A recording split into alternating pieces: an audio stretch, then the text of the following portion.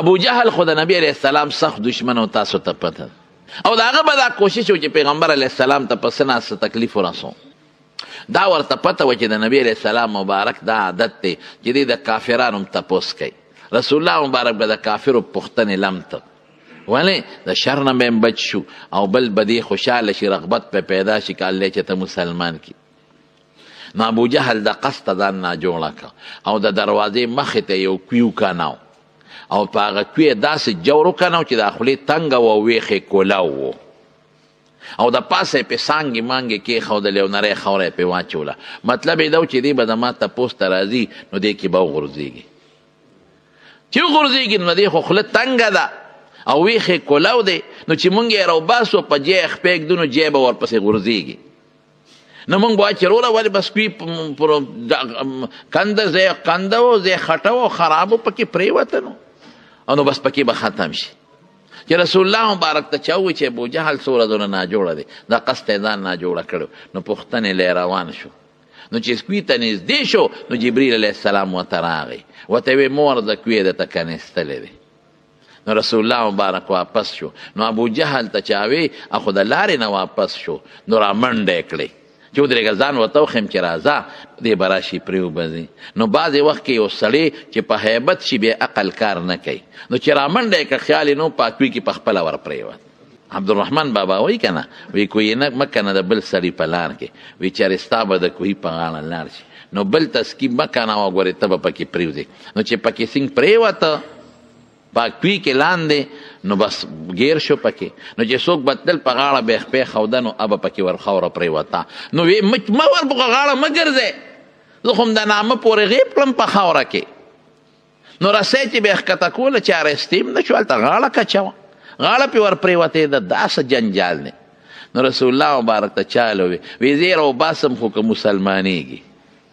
نو ابو جهل ته آواز ورکړه وی اخو دې راوباسې خو که مسلمانېږي. وی بالکل راغی رسول الله مبارک د کوي په غاړه ورته ودرېد ورته یې وی زه دې راوباسم خو په دې شرط چې ایمان به راوړې. وی بالکل وعده ده د ټولو خلکو مخکې ویو. رسول الله مبارک لاس ورښکته کړه او د ده لاس ته یې خدای لاس ور ورسو او د مټ یې ونیوه په یو چکې بار راوویسته. دا معجزه شوه د حضور پاک. وی وایه اوس کلمې شهادت. وی نه وی تا چې ما سره واده وکړه وی ته خو جادوګرې وی دا د جادو دی. نو دا د حضور پاک مبارک معجزه شوه زمارونو. داسې ګڼ شمېر معجزې دي د نبی کریم صلی الله علیه وسلم. زمارونو د معجزې مقصد څه دی اوس د معجزې مقصد دی چې دا د پیغمبر د پیغمبرۍ دلیل. که یو سړی تا نه دلیل وغواړي نو ته به دلیل ورکې. نو که پیغمبر نه څوک دلیل وغواړي چې ته د خدای رسول ستا څه دلیل نو د الله پاک پیغمبر په لاس یو کار څرګند کي نو دی ومني. نو یو باندې راغی په ترمذي شریف کې حدیث دی. نو حضور پاک ورته د ایمان دعوت ورکوي مسلمان شه. نو باندې هم حق وي ستا د نبوت دلیل سره. رسول الله مبارک فرمایل وی که د کجورې د غونچک ته اشاره وکړم او دی د ځمکې له ښکته راشي او بیا ورته اشاره وکړم خپل ځای ته واپس شي او به منې. هغه وی بالکل منم. نبی علیه السلام د اونې د غونچک ته اشاره وکړه وی راښکته شه نو غونچک ځمکې ویخله راغی. نو بیا ورته وی زه خپل ځای ته وخېجه نو خپل ځای ته وخت. نو بس بانډیسي خو وکتل چې واقعي دا د خدای پیغمبر دی ځکه دا خو په عقل دا کار نه کېږي. نو باندیسی کلمه شهادت وی رب العالمین مسلمان که. نو رو معجزه د پیغمبر د پیغمبرۍ دلیل. اوس براشو خپل مقصد لا چې قرآن شریف دا د حضور پاک ولې غټه معجزه ده. نو ډېرې وجې دي علماو پې غټ غټ کتابونه لیکلي دي. وجوه الاعجاز ورته وایي د پیغمبر علیه السلام د اعجاز دلایل. د ټولو نه لوی دلیل دا دی چې قرآن شریف کې رب العالمین اعلان وکړه قل لئن اجتمعت الانس والجن على ان یأتوا بمثل هذا القرآن لا یأتون بمثله ولو كان بعضهم لبعض ظهیرا. زه که ټول انسانان او پیریان یو ځای شي د قرآن په شان قرآن دې جوړ کړي نشي جوړولی نشي. نو چې خوند یې ونه که نو بیا یفأتوا بعشر صور مثله مفتریات زه د لسو صورتونو برابر جوړ کړي.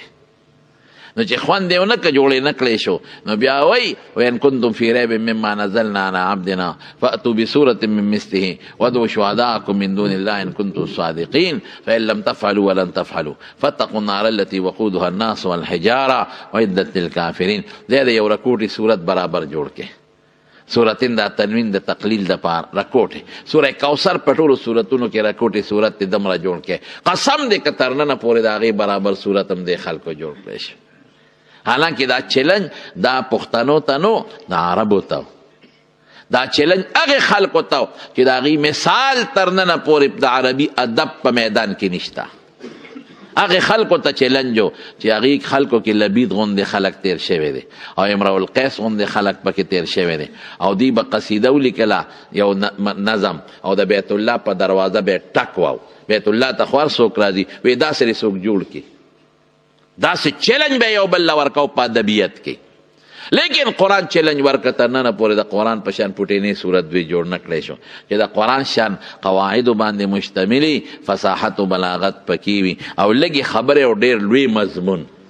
قرآن لږ یو رکوټې یو آیت دی او ډېر غټ مضمون لري ما د خپل استاد د مولانا شمس الحق افغاني رحمت الله علیه نه اورېدلي وي مکې مکرمې ته لاړم نو په مکه مکرمه کې یو سړي راله دعوت وکړ یو کتابخانې ته یې بوتله نو ما ته وی چې کېناستم نو یو شان کتابونه په المارو کې پراته وو 1 2 3 جلدونه لیکلي دي خدای دا څه کتابونه خو څوک د چا شکل یو شاني د چا رنګ بل شاني ما دا څه کتابونه وی صاحب دا یو کتاب دی دا څه شی دی دا د قرآن شریف تفسیر دی دا ټول کتابخانه د یو کتاب نه ډکه ده یو نسخه ده یو نسخه څه شی و 1400 جلد د قرآن شریف تفسیر حدائق ذات بهجه ذات بهجه دا غیر نو یا خدای 1400 جلد یو مولا د قرآن شریف تفسیر لیکلی دی لکل آیت منها زهر و بطن نبی علیہ السلام فرمایی د دې دن علوم دی اسرار دی په دې کې باریکی ده پکې نو ما آخري جلد راواغه چې ګورم چې دې کې څه لیکلی دی نو آخر کې لیکلي مولا صاحب چې دی یو ډېر کمزورې عالم یم او ډېر کمزور علم مې دی او د قرآن شریف دا پوټینې غوندې خدمت مې وکړه الله دې قبول کړي ما وی ته چې دونه پوټینې مولا نو چې هغه غټ مولا به څومره او دا پوټینې خدمت دی نو قرآن شریف کې چې کم علوم پراته دي او کم اسرار دی پکې د تیر شوی زمانه در وستنی زمانه قانون نظام زندگی سړی مړ شي میراث مال به څنګه تقسیمه چا جرمو که سزا به څنګه ورکې نظام مملکت انفرادی اجتماعی نظام معاشی معاشرتی نظام د طب اصول منتخول دي د انجینیرینگ اصول منتخول دي د اقتصادیات اصول منتخول دي د معاشیات اصول منتخول دي قرآن یو عالمگیر کتاب دی مونږ ته فایده وانه غشتا ستا دا تیر شوی د امریکې بادشاه چې تیر شوی دی اوباما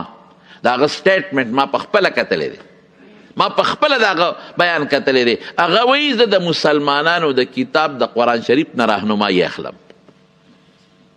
هغې نه د راهنمایي لیډینګ زما هغه شی دی قرآن شریف او ستا مخکې چې کوم د برطانیې کوم وزیر اعظم تیر شوی دی ټوني بلیر د هغه سټیټمنټ هم ما کتلی دی څه وایي هغه وایي په نظام مملکت چلولو کې زما آیډیل عمر فاروق دی افسوس دا دی چې مالا الله افراد هغه راکړي چې نن انګریز هغه آیډیل ګرځوي او مالا کتاب الله هغه راکړی دی چې نن د دنیا سپر طاقت هغه خپل آیډیل ګرځوي خو ماته فایده وانه غوښته زه پردو کتابونو پسې ګرځم زه شکسپیر په پورټری پسې ګرځم او د هغه په شعرونو پسې ګرځم ما د خپل کتاب نه فایده وانه غوښته چې مالا الله کوم کتاب راکړی تلاوت ثواب چې د یاد که په دا سینه کې دی کې خود قرآن شریف په دا سینه کې نو رسول الله مبارک فرمایي دوزخ اور به ورته نه نږدې کېږي چې تلاوت کم دی کې د قرآن شریف کېږي د خدای برکات به نازلېږي د خدای غضب به نه راځي او چې کم سړي علم د قرآن شریف وکړو نو د قرآن وایي زه نه ویم چې په مخ د ځمکه د خدای په نزد د ده نه بهترین انسان بل نشته او چې کوم حافظ د قرآن شریف ته نو رسول الله مبارک فرمایي د ده نه بهترین انسان په مخ د ځمکه نشته او چې کومه ژبه په قرآن شریف باندې چلیږي د دې ژبې نه مبارکه ژبه بله نشته او چې کومه شپه باندې نازل دی د دې شپې نه محترمه شپه بله نشته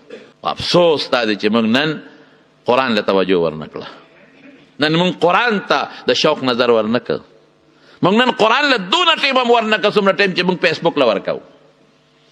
نن مونږ قرآن له هغه توجه ورنه کړه کومه توجه چې د قرآن د شان سره مناسبه ده. او دا قرآن به د قیامت پر ورځ د الله دربار کې وایي چې د قوم چې دي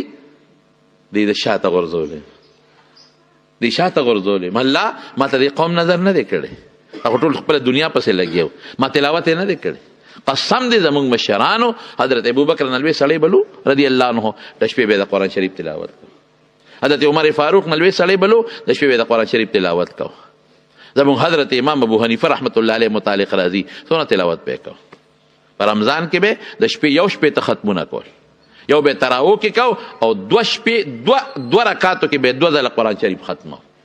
او حضرت امام شافعي رحمت الله علیه د مکې نه مدینه شریفې ته تللی دی، 14 ورځې مزل یې کړی دی، په 14 ورځو کې 14 کرته قرآن شریف ختم کړی.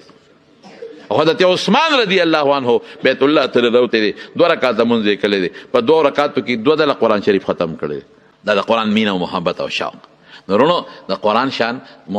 معجز کتاب تیره ته موجوده د دې موجوده زمانې یو مثال در کوم چې تاسو په پیش. په د امریکا کې یو جوړه مسلمانه شوې ده. سړی خو خیر د مخکې نه مسلمان خو 2 نمبر او ښځه عیسایانه وه، د دواړو یو بل سره تعلقات و. نو دوستانه و، دا بوای فرینډ او ګرل فرینډ دا په امریکا یورپ کې ډېر دي. دلته مشته مصیبت د انټرنیټ د لاسه دلته هم راووتل. دا مې ګرل فرینډ د جینۍ مې دوسته ده او دا مې بوای فرینډ د هلک مې دوست دی. دا اوس په شریعت کې بالکل سخته ګناه ده، ظلم. نو د دې هلک او د دې جینۍ تعلق او دوستانه و، دواړه په یو سټور کې بابوګانو کلرکان. نو د هلک د جینۍ ته وی چې ته مې خوښ او ما سره واده وکړه، هسې زما ګرل فرینډ دی، زما دوست دی. نو جینۍ ورته وی صبر وکړه، مور پلار سره مشوره کوم، زما هم خوښ. نو چې مور پلار سره مشوره وکړه نو هغې ورته وی یو څو شرطونه پې ولګوه. دا پاکستانیان دوکباز غوندې دي، دنه به پیدا والي او بیا به د نو تختیم داسې به دې په میدان پرېږدي. زمونږ خو نوم الحمدلله ګټلی دی که نه، هر ځای مونږ نوم ګټلی دی. ستا د امریکې د سینټ ممبر اف سینټ کونسل هغه بیان ورکړی چې پاکستانیانو بالخصوص پښتون خو د پیسې دپاره مور هم خرڅوي. دا سټیټمنټ به تاسو ته یادي چې بیا پې خلکو بلوې جوړې کړي. بهر کې زما رونو نو یو شرط پیدا ولګوه په دې هلک باندې چې ته به ما سره اوسېږې، زه به تا سره فلیټ کې نه اوسېږم، ته به ما سره اوسېږې. دویم شرط پیدا ولګوه، دویم شرط چې ته به د خپل مور سره او پلار سره او ورونو سره او خویندو دوستانو سره تعلقات ختمې، ما سره او زما مور او پلار سره به تعلقات ساتي. او یو شرط نورم پې ولګوه، وتړه سړی. د جینۍ ورته وی هلکه یو 4 شرطه در باندې لګوم او که دا را سره منې واده را سره کوم که نه منې نه کوم. څه دي؟ یو دا دی چې ما سره به زما فلیټ کې اوسېږي واده نه پس، زه به ستا کور کې نه اوسم، ته به چې زه کوم ځای اوسېږم نو هلته به ما سره راځي. ټیک شو منظور. دویم به د خپل مور او پلارونو خویندو سره تعلقات ختمیږي، زما مور پلارونو خویندو دوستانو سره به تعلقات دي، دا شرط هم منظور. دریم ما ته به د مسلمانۍ خبره نه کوې، نه چې سبا ما ته وایي چې مسلمانه شه. زما د اسلام نه ډېر لوی نفرت دی، اسلام سره مې نه لګي. نه به ما ته اسلامي لیټریچر مخکې کې، نه به د اسلام خبرې ما سره کې. بس ټیک شو، ستا خپل دین زما خپل. زه به تا ته دا نه ویم چې عیسایي شه، ته ما ته دا مه وایه چې مسلمانه شه. او 4م شرط دا دی چې ما به د اتوار پر چرچ ته به وځې، هلته به زه خپل عبادت کوم. دا شرطونه دی. هلک پې خوښه مې وجینه شرطونه مې ورسره ومنل او لاړو عدالت کې مو نکاح مو تړستا مو ولیک. وی واده چې وشو یو څو ورځې خو دا ما سره وه، خو یو څو ورځې پس ما خپله کډه کوډه ونغښته او دا چې کوم فلیټ کې اوسېدله دا په لرې سټیټ کې وه، نو زه ورسره هلته لاړم. شرط مې ایښی او هلته یو ځای اوسېدو او یو ځای به سار ما موټر چلو، دا به ما سره په پلیټ یو ځای به سټور ته تلو، یو ځای به مازدیګر واپس تلو. وی ډېر خوشګوار ژوند زمونږ و، دې خو زه خوښ وم، زما دا خوښه وه. وی ما به دې ته نه وي چې مسلمانه شه، ما به د اسلام خبرې دې سره نه کولې، په دې به بدې لګېدې. او دې زما د ډیری نه او د موبایل نه زما د دوستانو مور پلار نمبر یې ډیلیټ کړې، ختم یې کړې. د دې چې کوم خپلو هغې سره مې تعلق و، ما قرباني ورکړه او دا به مې د اتوار پر چرچ ته به وتله او دی به خپل عبادت کو، انجیل شریف به لوسته، بایبل، او زه به ورته کله دننه ناستم او کله بار، او بیا به مې واپس راوسته. دا هلک وایي 3 کاله زمونږ ډېر خوشګوار تعلقات و. وی 3 کاله پس یو ځل زه دې چوټي کړې وه او زه سټور ته تللی نو چې زه واپس د سټور نه رالم نو زما د ښځې خاکروب راوستی و او دا پلیټ یې صفا کړی و ډسټنګ یې کړی و دا دوړې موړې څنډلې وې او صفی یې کړې وه نو ما دې ښځې ته وې ستا خو نن چوټي وه لکه چې خاکروب دې راوستی وي یو چوټي مې وه نو ما وې زه دا پلیټ په صفا کړم نو دا صفی مفی به کړې ده نو زمونږ خلک خو چې کم زیاتي اخبارونه رسالې مونږ کتلي نو هغه مونږ چېرته یو بوک یې غورځاو او یو ځای کې خښو ځکه د الله رسول نوم یې پکې د قرآن مضمون یې پکې او یا چې تسوځو یې یو پاک ځای طرف یو ګوټ ته غورځاو هغه خلک خو په دې نه دي هغه چې کوم رساله او اخبار وغیره ګوري یا ډایجسټ نو یو ډسبیل غوندې وي ډیران هغې ته یې غورځوي نو چې څومره زیاتي رسالې مونږ کتلې او کوم اخبارونه او پالتو سیزونه نو زما ښځې هغه ډیران ته غورځولې وي ډسبیل د دې فلیټونو منځ کې یو ډیران غوندې ځای وي بیا د کمیټې ګاډي راځي هغه وړي دا هلک وایي ما سره یو قرآن شریف و ما له مور را کړی وایي زه په قرآن شریف بلکل نه پوهېدم بلکې دا هلک وایي ما په ژوند کې چې تمونځ نو کړی ما لمونځ نه راته بلکل الحمد شریف په مونځ ډېرو پوهېدم نه یو اختر او بل اختر به جومات ته د اختر تلم هلته جوماتونه ډېر لرې دي وایي اب هم په دې خیال تلم چې د ملګرو ملاقات به وشي په مونځ نه پوهېدم خو چې خلکو به اوټ بیټ کول ما به مغه چل ورسره کوه نه په قرآن په تلاوت پوهېدم نه مې چې ته روژه نیولې وه نه مې د قرآن شریف پوهېدم نه په ناظره په مونځ نه پوهېدم بدعملو پسې به ګرځېدم پرو مسلمان خو دا قرآن شریف مور را کړی و رومال کې مې نغښتی و زما په شوکیس کې پروت و وایي چې زه رالم هغه قرآن شریف نو ما له دې ښځې نه تپوس وکړه چې ښځې دلته رومال کې یو شی تړلی و وی او بلکل څه شو وی یاره دا فالتو رسالې ډایجسټ او بکس کتابونه مې ډسبیل ته ډیران ته غورځول نو 3 کاله کې تا هغې له ګوتې نه وې وړی نو ما یې جوړ د خاوند ضرورت مې ورته نشته او فالتو شی دی نو ام هم دې ډیران ته غورځولی دی تمارونو یو خبره ذهن کې واچوئ د اسلام نښه څه ده یو سړی به ډېر کمزوري مسلمان ډېر کمزوري دی به مونځ هم نه کوي دی به روژه هم نه نیسي خو که د الله بېعزتي ده واورېده نو د پړه کې بړاس پر اوچتېږي داسې ده که نه ده که د رسول خلاف خبره یې واورېده د پړه کې به یو جوش پر اوچتېږي او که د قرآن خلاف یې واورېدل چې پلانکي ځای کې د قرآن بېعزتي شوې ده نو دی به زنده‌باد مرده‌باد مخکې وي داسې ده که نه او که دې کې هم دی ټس نه مس نه شو او په دې خبرو کې هم د ده په زړه کې جوش پیدا نه شو دا رسر نه مسلمان نه دی دا مسلمان نه دی د خدای بېعزتي کېږي د رسول بېعزتي کېږي د قرآن بېعزتي کېږي او ته خاموش ناست دی ته مسلمان نه بیا نو دا هلک وایي چې ما واورېدل چې دا قرآن شریف لاندې غورځولی دی د ما یو درز نارې کړی اړه مې جوش وکړه چې دا څه وشو وایي بس ما منډه کړې هغه 14 اوولسم اتلسم چت کې او ما لیفټ پرې خو په پوړو سیړو باندې کوزېږم او منډه وام چې خدایا روچت کم څه شو او چې څنګه رالم هغه ډسبیل مې لټاو خلکو به د پاسه نور ګندونه هم غورځولي ډېران دی دا ښه وه د کمیټې ګاډې نور راغلي نو ما دا قرآن شریف راوچت کړه دا پکې پروت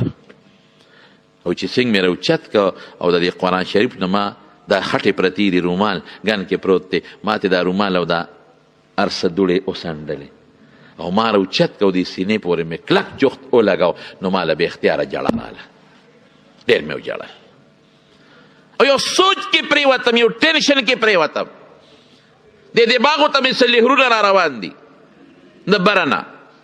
میسیجونه را روان دي لهرونه را روان دي او زه ویم چې یا الله نن څومره لوی جرم وشو چې د ما د استاد کتاب د دغه 14 اوولسم چت نه ډېران ته پرېوت زما د وجې پرېوت الله نن به ته څومره خفه ربه نن به ستا کائناتو څومره چغې والي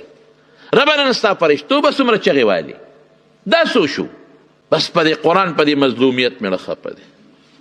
او ډیر پریشان یم او دا دماغ زما بدلیږي دا زړه بدلیږي زما او دا قرآن مې راواغش کله سینې پورې نیسه کله شونډو پورې نیسه کله سترګو پورې نیسه کله ښکلوه دا مې راواغش او بره په جړا کې راو ختم وی چې راو ختم دې ښځې را منډه کړې ما ته راته رغاړه وته او دا ښځه ما ته وایي چې سړیه بای ګاډ د خدای دپاره ما به معاف کې ما وبخه ما ډېر لوی ظلم کړی دی ما ستاسو مقدس کتاب قرآن شریف ډېران ته غورځولی دی زه معافي غواړم وی ما ورته چې نه غلطي ستا نه ده زما ده که د 3 کاله کې دا ما اسې راغشتې وي او ما ښکل کړم وي تا به نه غورځولی که ما د دې نه دوړې سنډلې وي تا به نه غورځولی که ما اسې راغشتې وي تا به خو 3 کاله کې دې ته ما نظر نه دی کړی خاورې پې د پاسه پرتې وي نو تا پې د فالتو شي ګمان وکړه چې فالتو څیزونه دې غورځول دا دې پکې غورځولی نو غلطي ستا نه ده غلطي زما او وی نه زما غلطي ده پکار و چې ما تا نه تپوس کړی و چې دې ته ضرورت شته که نشته وغورځوم که نه یو وی زما غلطي بل وی زما غلطي دا هلک وی زم جاړم زما دا ښځه م جاړي دې درمیان کې دا ښځه ماته وایي چې داسې وکړه نورې خبرې پرېږده خو مهرباني وکړه ما خپل مولا له بوزه سکالر له او ما مسلمانه که الله ستا څه بس نورې خبرې پرېږده مهرباني وکړه خدای دپاره بای ګاډ ما بوزه خپل سکالر له او بس زه مسلمانېږم یا ښځې دا ته څه بس ښه وروستو خبرې دي خو ما فورا بوزه مړه نه شم ما نه ساور نه خیږي ما بوزه خپل مولا له مسلمانېږم زما زړه دنیا بدله ده بس زما زړه هغه نه دی پاتې چې مخکې و زما دماغ هغه نه دی پاتې چې مخکې دی زما اړه بدل دی اوس زړه دنیا بدله ده زما اړه دا وایي چې دا د خدای رښتونی کتاب دی زما اړه دا وایي چې د قرآن سره د کم دین تعلق دی دا رښتونکی دین دی زما اړه دا وایي چې دا په کم شخصیت نازل دی هغه رښتونی د خدای پیغمبر دی فټافټ به مسلمانوه سامې ونه خیږي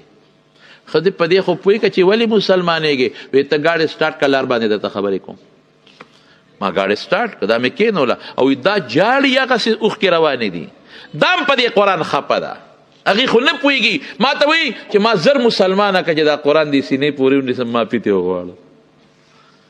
الله زه خو ګوتې نشم وروړی ما خو ډېر ظلم کړی چې ما د الله کتاب ډېران ته غورځولی دی ما خو انتهایی زیاتې کړی دی دې به څه کېږي را دې زیاتي ما به الله معاف کړي که به مې معاف نه کړي د ما څه ظلم وکړه فټافټ مې ځغلاوه ښځې ښه ټیک شوه بوزم دی خو په دې مې پوه کړه چې دا ولې مسلمانېږي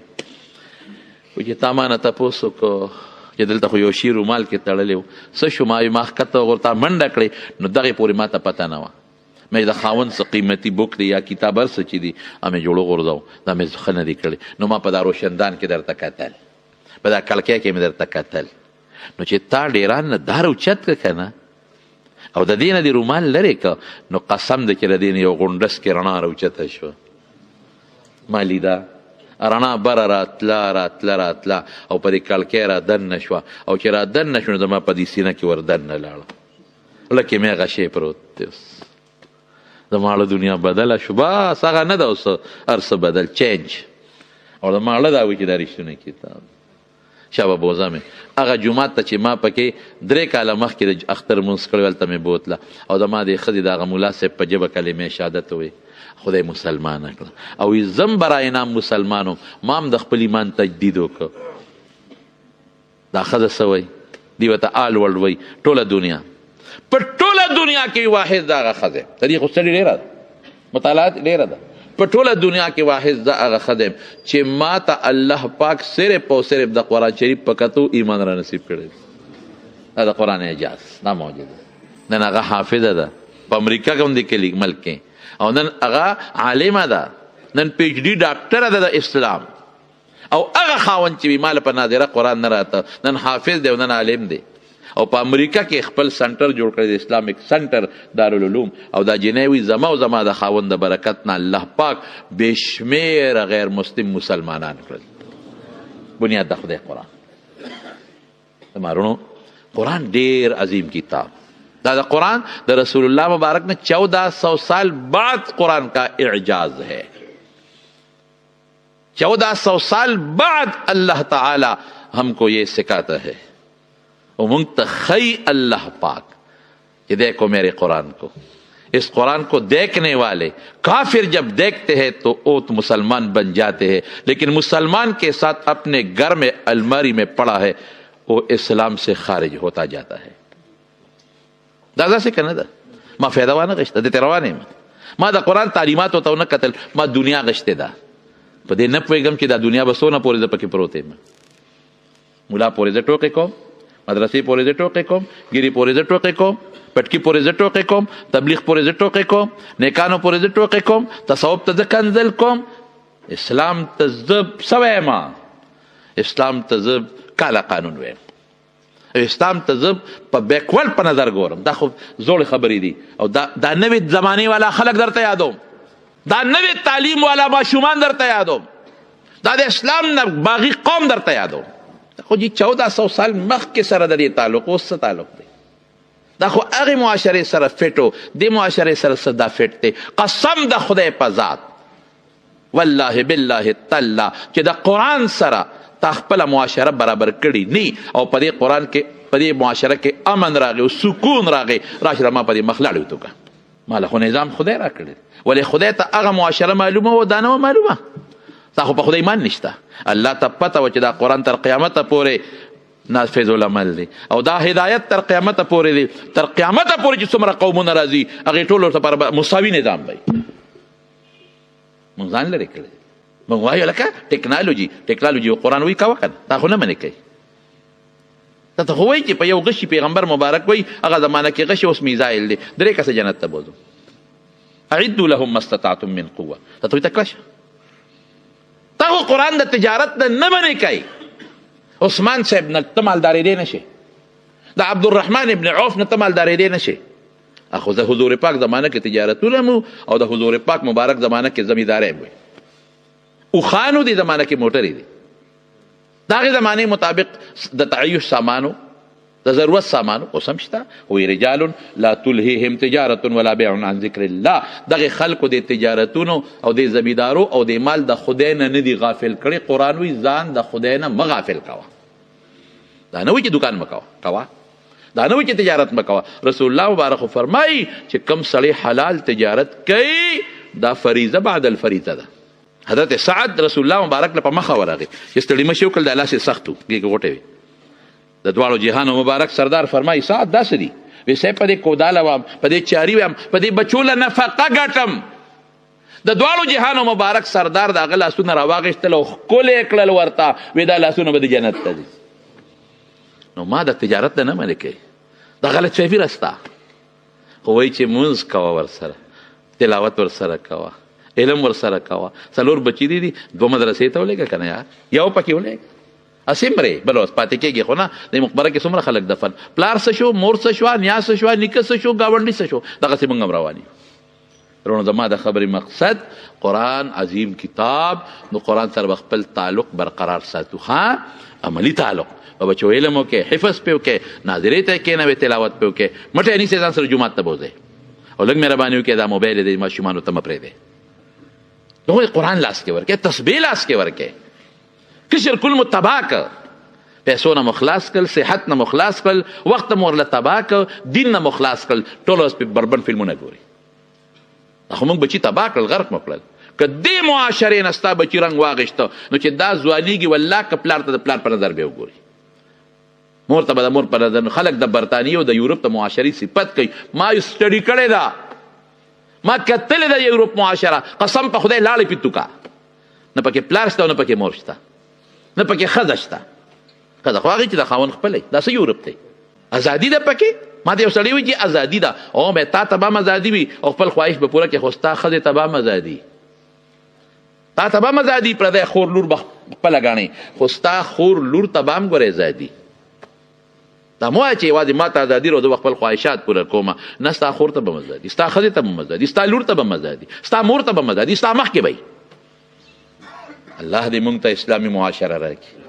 الله دې موږ ته د قرآن نظام راکړي او رب دې زموږ قرآن سره عملی تعلق جوړ کړي او الله دې د قرآن په تلاوت زموږ ژبه ګویا کړي او دا قرآن دې خدای موږ سره په ځنکدن کې او په قبر کې او په آخرت کې ملګري کړي او د دې قرآن د سوري لاندې دې الله موږ د رسول الله مبارک خوا کې ودرولي کړي او د دې قرآن په رڼا کې دې الله موږ جنت ته داخل کړي و آخر دعوانا ان الحمد لله رب العالمین درود شریف په جمع ووایه